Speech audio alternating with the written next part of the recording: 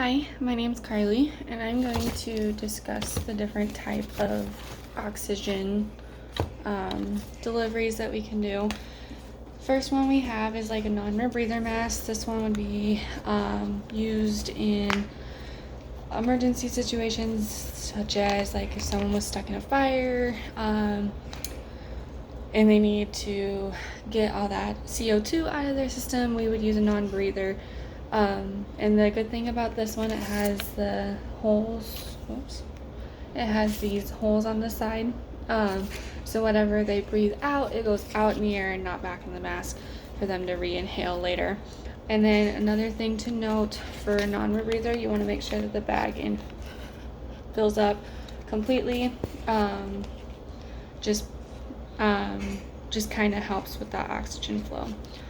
Another situation that we would use this in is if a patient is tanking in respiratory distress. A lot of the times it just kind of helps get that CO2 that they're retaining inside their body just out of their body in general.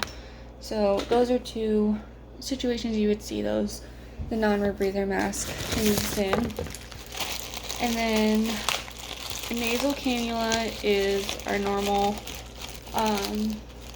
oxygen delivery device that we normally wear or use just to kind of give a patient a little more comfort with the flow of oxygen. So you just want to make sure that the prongs are pointed up into their nose. A lot of the patients put it in sideways, so they're upside down and it never stays. So a good thing to know is prongs up and then over the ears. A lot of the times we use this if patients are desatting just a little bit. We want to kind of get them back up into that comfort range. Usually anywhere from 1 to about 4 liters is what a nasal cannula is used for. And then if other cases, we can always use a high flow, but that's another situation later. But nasal cannula is our most common one we will see and probably use.